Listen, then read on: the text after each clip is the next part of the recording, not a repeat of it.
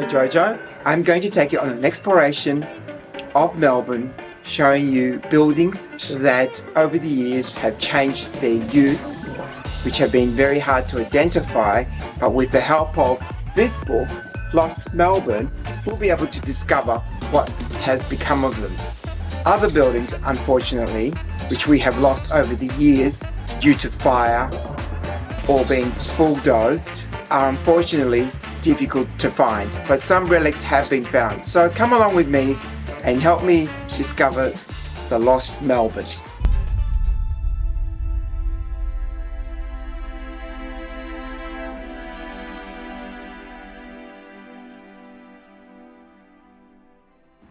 It was the influx of the gold rush of the 1850s that led to increase in the population and wealth, which completely transformed Melbourne. This influx of people who made their fortunes and left a legacy of grand buildings. By the 1880s, Melbourne was the largest and wealthiest city in Australia. This is when it became known as Marvellous Melbourne.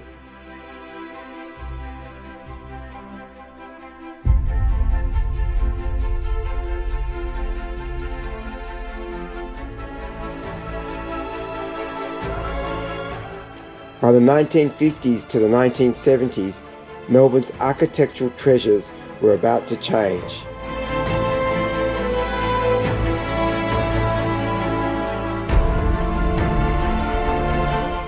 These were the decades where demolition reigned supreme and often referred as the years of the wreckers. Many of the 19th century buildings, with their turrets, towers and ornamentation, were seen as passé and have been lost to us. Hi, and welcome to my first stop, the Werheim piano factory, built in 1908. Hugo was the first person in Victoria to actually make pianos. In 1935, it became the Heinz processing factory, and in 1955, it became what I remember, the GTV9 studio, television studio, which we used to come and watch Don Lane show live. Hi. There you go, nice. Closed in 2011, and from then it was refurbished as apartments.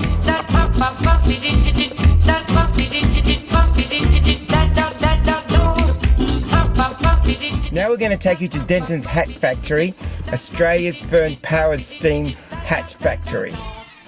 Come along.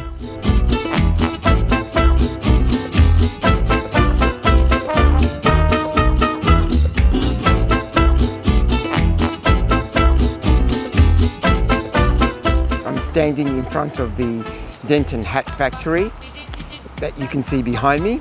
It was built around 1888, replacing their former factory, and the hat factory survived until it closed in 1971. The complex has architectural significance for its association with Melbourne's architect William Pitt, who built some of Melbourne's most notable buildings, the Princess Theatre and the Rialto. Denton hats ceased because of demand and foreign competitors. What I also like about this building is the fact that they've preserved the chimney stack and that they have now converted them into apartments. We're going to take you to our next stop and show you some rubble of the Equity building and talk to you about Melbourne's graceful cable trams. Follow us.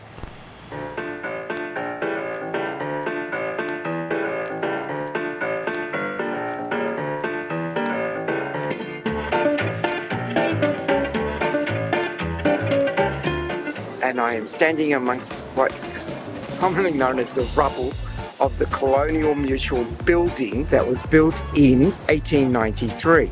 It was built to last forever due to its size and the stonework that was used. It was built to impress the public with its grandeur.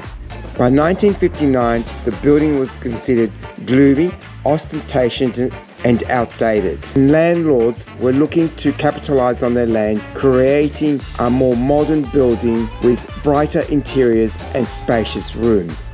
The Equity building was demolished in 1960. The building that was supposed to last was forever gone. The fine big bronze sculpture that adorned the portico was removed, and in a demolishing contract, it was moved to the grounds of the Melbourne University and is situated opposite the Baillieu Library. So just down from this rubble, we're going to show you an iconic building which was used for the cable cars. Follow me. Just behind me, you can see the cable house.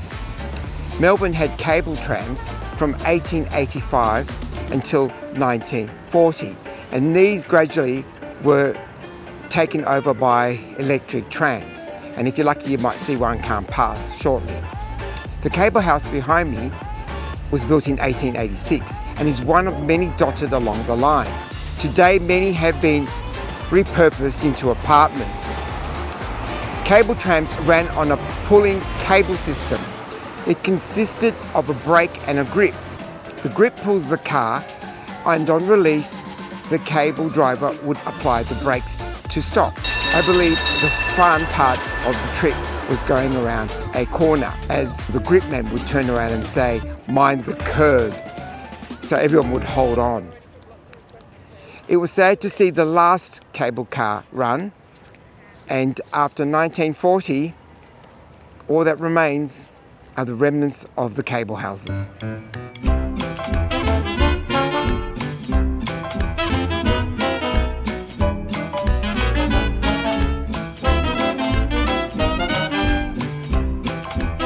Behind me is the tower, the remaining tower of once was St. Patrick's College. Even further behind that, you will see St. Patrick's Cathedral itself. A very inspiring building, but we're not talking about that today. We're talking about this particular tower. It was once part of St. Patrick's College and built around 1855 under the guidance of the Archbishop of the day, Archbishop Gould. The architect of the particular college was Patrick Scanlon. Now, for those of you who don't know, my mother's maiden name was Scanlon, and I'm sure there was a Patrick in her line somewhere. They all come from Central Ireland, around Tipperary, we believe. The building itself housed about 300 students, I think, at its peak. In its early days, it went bankrupt a couple of times till the Jesuits, those smart-thinking financial Jesuits, who actually have Xavier College in Kew. So they didn't do bad in the real estate market. So they actually took it on and made a go of it. But anyway, it closed down in about 1971. There was lots of outcry because it's such a beautiful trust building. And that is our past. I'm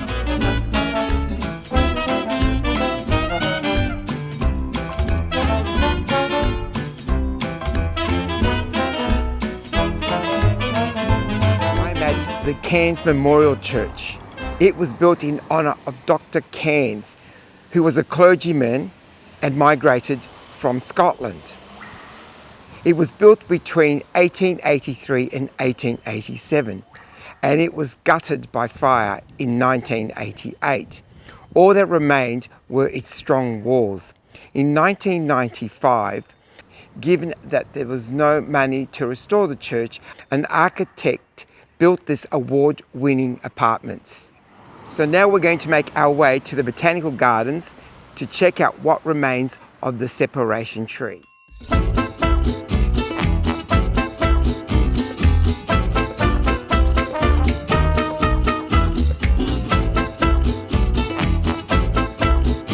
As you can see, I'm standing just in front of the separation tree, which was once part of the New South Wales colony.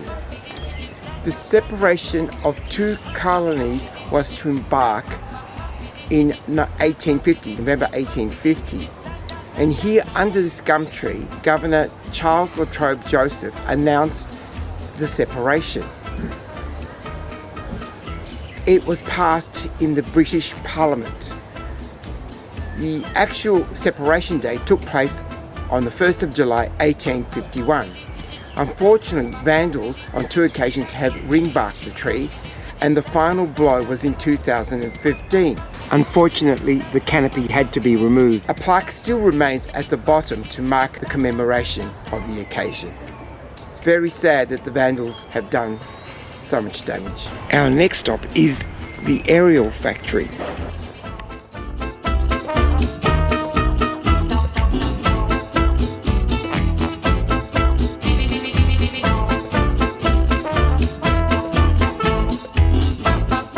I'm standing at what was once the Swallow and Ariell Factory. It was established in 1854. This building was built in 1858 with further additions throughout the years until 1911. This was the 5th biggest manufacturing biscuit company in the world, making more than 100 lines of biscuits.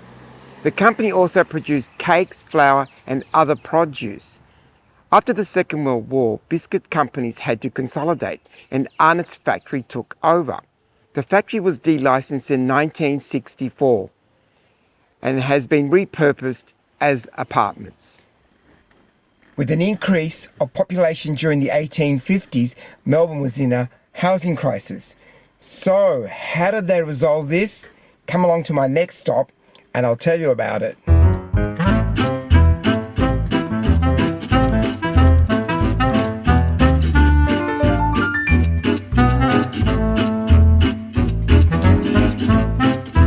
The separation of the two colonies had to happen because otherwise all the wealth of taxes would have gone to Sydney and there was rivalry between the two cities, hence the separation of the colonies. So, with the gold rush having been exposed, there was a mad rush of population and immigrants coming to Australia.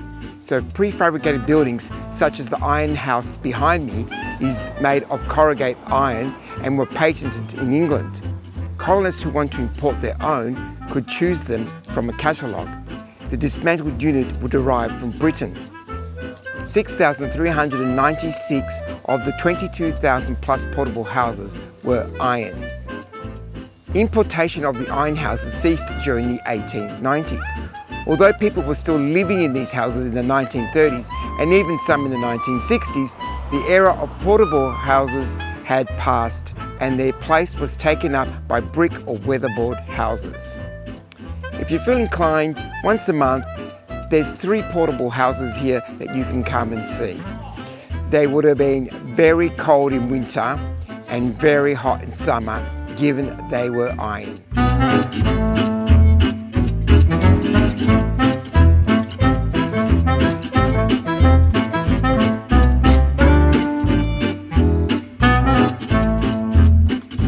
I'm standing in front of the Melbourne City Post Office. Commenced being built in 1861 and finally opened up its doors 1867, replacing an earlier 1838 post office. In 1885, a 3rd story was added, as well as enlarging the clock tower. In 2001, it ceased operating as a GPO.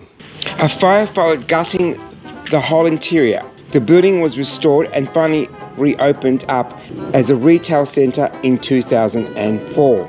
This building was originally built in 1883 for the Equitable Cooperative Society. George's moved into this current location on Collins Street in 1889. It had a reputation of elegance and refinement. With its motto, Quod facimus, vale facimus, what we do well. This iconic institution ceased in 1995. The buildings remain today intact with businesses and commercial tenants. Foy and Gibson built their department store here in 1928, replacing the Orient Hotel. The architect who designed it was Harris A. Norris. The store was also famous for its toy department and Christmas fun fair. Located at the top of the building was a Ferris wheel, a big top tent, a petting zoo, pony and train rides, and also a merry-go-round. Most memorable was the huge Santa on the front of the building.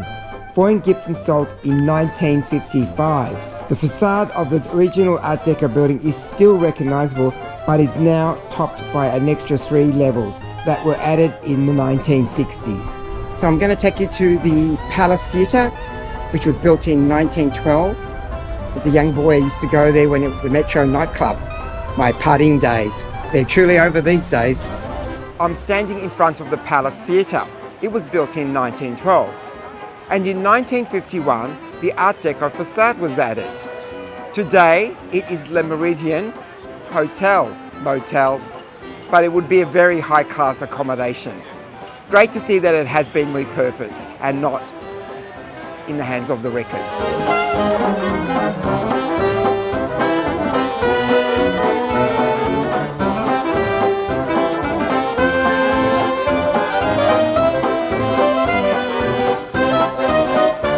We're at the Carlton Brewery house, which was built in 1904. Beer manufacturing commenced in Carlton, in the Carlton suburb, in 1858. John Belmore brought the adventure in 1859, renaming it Carlton Breweries. In failing that, Edward Layton bought the brewery in 1865 and expanded it. In 1903, Foster's, Carlton, McCracken, Victoria, Shamrock, Castlemaine breweries amalgamated to become Carlton and United Breweries. The Swanston Street Brewery closed in 1987 and moved its quarters to Abbotsford. The buildings were largely demolished in the 1990s. All that remains is the malt house and the bluestone warehouses built in the 1880s. Today, the building has been repurposed and is now apartments. Now for our next stop, follow us. We're going to take you to where the old model school was. But I'm not going to tell you what's replaced it now. All I can tell you is that it's no longer there, but we'll go and stand on the spot and I'll tell you a little bit about it. Follow me.